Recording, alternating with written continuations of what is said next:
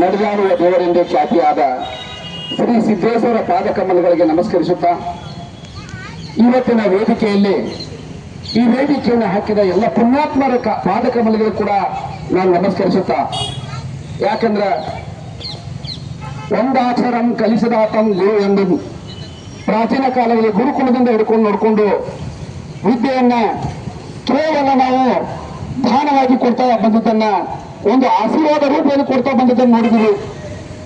ಇವತ್ತು ವಿದ್ಯೆ ಅನ್ನೋದು ಸಂಪೂರ್ಣವಾಗಿ ಮಾರಾಟದ ವಸ್ತು ಆಗಿದೆ. ಇವತ್ತು ಸರ್ಕಾರದ ಮೂಲ ಉದ್ದೇಶನೇ, ಸಂವಿಧಾನಬದ್ಧ ಉದ್ದೇಶನೇ ಉಚಿತವಾಗಿ ಶಿಕ್ಷಣವನ್ನು ನೀಡುವುದು ಸರ್ಕಾರದ ಮೂಲ ಉದ್ದೇಶ. ಇವತ್ತು ಹೋರಾಟಗಾರ ಕೇಳ್ತಾ ಇರೋದು ನಿಮ್ ಕಡೆ ದುಡ್ಡು ಕೇಳ್ತಾ ಇಲ್ಲ, ರೊಕ್ಕ ಕೇಳ್ತಾ ಇಲ್ಲ, ರೂಪಾಯಿ ಕೇಳ್ತಾ ಇಲ್ಲ, ಶಿಕ್ಷಣವನ್ನ ಉಚಿತವಾಗಿ ಸರ್ಕಾರಿ ಸಹಭಾಗಿತ್ವದಲ್ಲಿ ನಡೆಸಲಿ ಅಂತೇಳಿ 2024ರ ಬಜೆಟ್ನಲ್ಲಿ 4,71,000 ಕೋಟಿ ರೂಪಾಯಿ ದುಡ್ಡು ನಮ್ಮ ರಾಜ್ಯದ ಬಜೆಟ್ನಲ್ಲಿದೆ. ಇಷ್ಟು ದುಡ್ಡು ಸರ್ಕಾರಕ್ಕೆ ಏನು ಬಡತನ ಬಂದಿದೆ? ಸರ್ಕಾರದ ಖಜಾನೆಗೆ ಬಡತನಿಲ್ಲ, ನಮ್ಮ ರಾಜಕಾರಣಿಗಳಿಗೆ ಬಡತನ ಬಂದಿದೆ. ಇನ್ನು ದುಡ್ಡು ಗಳಿಸಿದ್ದಾರೆ ಅವರಿದ್ದಾರೆ. ಬಿಜಾಪುರದಲ್ಲಿ 149 ಎಕರೆ ಜಮೀನಿದ್ರು ಕೂಡ ಇಲ್ಲಿ ಯಾಕೆ ಸರ್ಕಾರಿ ಶಾಲೆಯನ್ನು ಆರಂಭ ಮಾಡ್ತಾ ಇಲ್ಲ? ಇವರಿಗೆ ಯಾವ ಬಡವನ ಮಗ ಕೂಡ ಶಿಕ್ಷಣ ಕಲಿಯಲಿ ಎಂಬ ಆಸೆ ಇಲ್ಲ. ಕೇವಲ ಶ್ರೀಮಂತರ ಸ್ವತ್ತನ್ನ ಶಿಕ್ಷಣಕ್ಕೆ ಮೀಸಲಿಡ್ತಾ ಇದ್ದಾರೆ ನಮ್ಮ ರಾಜಕಾರಣಿಗಳು. ಯಾಕಂದ್ರೆ ನೋಡ್ರಿ, ಒಂದು ಖಾಸಗಿ ಶಿಕ್ಷಣ ಸಂಸ್ಥೆ, ಒಂದು ಸರ್ಕಾರಿ ಶಿಕ್ಷಣ ಸಂಸ್ಥೆ, ಮೂರನೇದು ಖಾಸಗಿ ಮತ್ತು ಸರ್ಕಾರಿ ಒಡೆತನದ ಶಿಕ್ಷಣ ಸಂಸ್ಥೆ. ಸರ್ಕಾರಿ ಶಾಲೆ ಕಳಿಸಿದ್ರೆ ₹1 ಫ್ರೀ ಇಲ್ಲ. ಖಾಸಗಿ ಶಾಲೆ ಕಳಿಸಿದ್ರೆ ನಮ್ಮ ಮಕ್ಕಳ ಶಿಕ್ಷಣಕ್ಕಾಗಿ ಪ್ರತಿ ವರ್ಷ 50,000 ರೂಪಾಯಿ ನಾವು ಉಪವಾಸ ಬಿಟ್ಟು ಸಾಲ ಮಾಡಿ ಮಕ್ಕಳ ಶಿಕ್ಷಣ ಕಲಿಸ್ತಾ ಇದ್ದೇವೆ. ಈ ಶಿಕ್ಷಣ ವ್ಯವಸ್ಥೆಯಲ್ಲಿ, ವೈದ್ಯಕೀಯ ಶಿಕ್ಷಣ ವ್ಯವಸ್ಥೆಯಲ್ಲಿ ಇದು ಸಾಮಾನ್ಯನ ಕೈಗೆ ಬರಲಾರದಂತ ಶಿಕ್ಷಣ ವ್ಯವಸ್ಥೆಯನ್ನು ಮಾಡಿಟ್ಟಿದ್ದಾರೆ ನಮ್ಮ ಸರ್ಕಾರದವರು. ಅರ್ಥ ಮಾಡ್ಕೊಳ್ರಿ. ಒಬ್ಬ ಸಾಮಾನ್ಯನ ಮಗ MBBS ಕಲಿಬೇಕಾದ್ರೆ ಇವತ್ತು 2 ಕೋಟಿ 3 ಕೋಟಿ ದುಡ್ಡು ತರಬೇಕು. ಮನುಷ್ಯ ಮನೆ ನಡೆಸಿ ಬದುಕೋದೇ ಕಷ್ಟಕರ ಆಗಿದೆ. ಇಂಥಲ್ಲಿ ಸಾಮಾನ್ಯ ವ್ಯಕ್ತಿ ಕಲೀಲಿಕ್ಕೆ ಹೇಗೆ ಸಾಧ್ಯ ಇದೆ?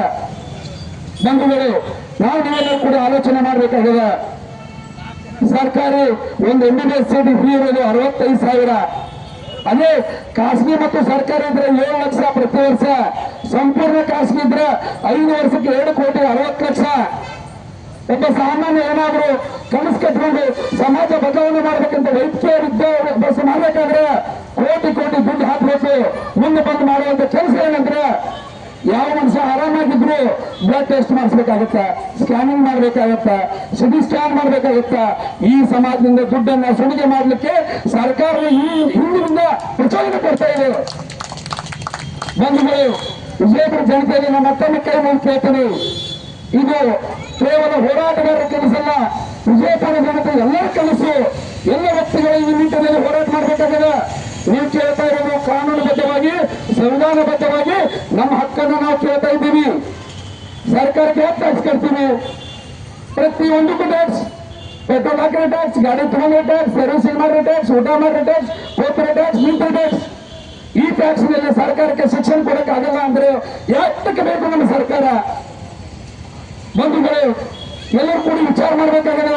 ಸಂವಿಧಾನದಲ್ಲಿ ಸರ್ಕಾರಕ್ಕೆ ನಾವು ಟ್ಯಾಕ್ಸ್ ಕಟ್ಟುವ ಉದ್ದೇಶನ ಮೂಲಭೂತ ಸೌಲಭ್ಯಗಳಿಗೆ ಪ್ರಥಮ ಆದ್ಯತೆ ಶಿಕ್ಷಣ, ಎರಡನೇ ಆದ್ಯತೆ ವಸತಿ ವ್ಯವಸ್ಥೆ, ಕುಡಿಯುವ ನೀರು.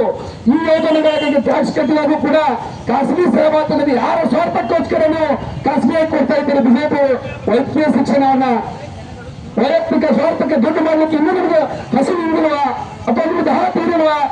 ಶಿಕ್ಷಣವನ್ನ ಬೇದಿಯಲ್ಲಿ ಅರವಿಂದ್ ಕೇಜ್ರಿವಾಲ್ ಮನಿ ಸಿಸೋಡಿಯಾ ಮಾಡಿದ್ದನ್ನು ನೋಡಬೇಡಿ. ನಿಮ್ಗೆ ಏನಾದರೂ ಸ್ವಾರ್ಥ ಇದ್ರೆ, ಮನಿ ಸಿಸೋಡಿಯಾ ಮಾಡಿದಂತ ಶೈಕ್ಷಣಿಕ ಕ್ರಾಂತಿ ಇಡೀ ಜಗತ್ತು ಮೆಚ್ಚುವಂತ ವ್ಯವಸ್ಥೆಯನ್ನ ಆಮ್ ಆದ್ಮಿ ಪಾರ್ಟಿ ಮಾಡಿದೆ. ದೆಹಲಿಯಲ್ಲಿ ಒಬ್ಬ ಆಟೋ ಡ್ರೈವರ್ ಮಗ ಇವತ್ತು MBBS ಕಲಿಯಾಕಂತಂದ್ರೆ ದೆಹಲಿ ಸರ್ಕಾರ ತೆಗೆದುಕೊಂಡಂತ ಒಂದು ವಿಯತ್ತಿನ ಒಂದು ಪಾಠನ ಇಡೀ ದೇಶ ನೋಡಿ ಕಲಿಬೇಕಾಗಿದೆ. ಈ PPP ಮಾದರಿಯನ್ನ ದಯವಿಟ್ಟು ಸಿದ್ದರಾಮಯ್ಯನವ್ರಿಗೆ ಏನಾದ್ರು ಅಹಿಂದ ಅಂತ ಹೇಳ್ಕೊಂಡು ಬರೀ ಮತ ತಗೋದಲ್ಲ, ಜನರ ಸಮಸ್ಯೆಯನ್ನ ಅರ್ಥ ಮಾಡಿಕೊಂಡು ಜನರಿಗೆ ಒಂದು ಸಮಸ್ಯೆ ಇದು ಸರ್ಕಾರಿ ಬಿಟ್ಟು ಖಾಸಗಿ ಸಹಭಾಗಿತ್ವ ಕೊಟ್ಟರೆ ಜನರ ಸುಲಿಗೆ ಆಗುತ್ತೆ ಅರ್ಥ ಮಾಡಿಕೊಂಡು ಕೂಡಲೇ ಈ ಬಿಜೆಪಿ ಸಾಂಕ್ಷನ್ ಅಂತ PPP ಮಾದರಿಯನ್ನು ಹಿಂಪಡೆಯಬೇಕು. ಒಂದ್ ವೇಳೆ ಹಿಂದೆ ಪಡೆಯದಿದ್ರೆ ಆಮ್ ಆದ್ಮಿ ಪಕ್ಷ ಸತತ 24 ಗಂಟೆ ಈ ವೇದಿಕೆಯಲ್ಲಿ ಕೂತು ಹೋರಾಟ ಮಾಡ್ಲಿಕ್ಕೆ ನಾವು ಕೂಡ ತಯಾರಿದ್ದೀವಿ. ಪ್ರತಿ ಹೋಗಿ ಜಾಗೃತಿ ಮಾಡೋಣ. ಜನರನ್ನ ನಿದ್ರೆಯಲ್ಲಿರುವಂತಹ ಜನರನ್ನ ಬಡಿದೆಬ್ಬಿಸಿ ಹೋರಾಟದ ಕಿಚ್ಚನ್ನು ಹಚ್ಚುವ ಅನಿವಾರ್ಯತೆ ನಮ್ಮ ನಿಮ್ಮೆಲ್ಲರಿಗೆ ಮೇಲೆ ಜವಾಬ್ದಾರಿ ಇದೆ. ಸರ್ಕಾರದ ಚರ್ಮ ದಿಪ್ಪಾಗಿ ಹೋಗ್ಬಿಟ್ಟಿದೆ. ಅದಕ್ಕೆ ಏನಾದರೂ ನಾವು ಧರ್ಮಿಕೊಂಡಿದ್ರೆ ನ್ಯಾಯ ಕೊಡುವಂತ ಸ್ಥಿತಿಯಲ್ಲಿ ಸರ್ಕಾರ ಇಲ್ಲ. ಬಂಧುಗಳು, ಯಾವುದಕ್ಕೂ ಹಿಂದೆ ಸರಿಬೇಡ್ರಿ. ನಿಮ್ಮ ಜೊತೆಗೆ ಕೇವಲ ದೇಶಕ್ಕಾಗಿ, ವ್ಯವಸ್ಥೆಗಾಗಿ, ಪರಿವರ್ತನೆಗಾಗಿ ಸದಾಕಾಲ ಆಮದು ಸಿಕ್ಕಿದೆ ಅಂತ ಹೇಳ್ತಾ ನನ್ನನ್ನು ಮಾತುಗಳನ್ನು ಹೇಳ್ತೇನೆ. ಜೈ ಹಿಂದ್, ಜೈ ಕರ್ನಾಟಕ.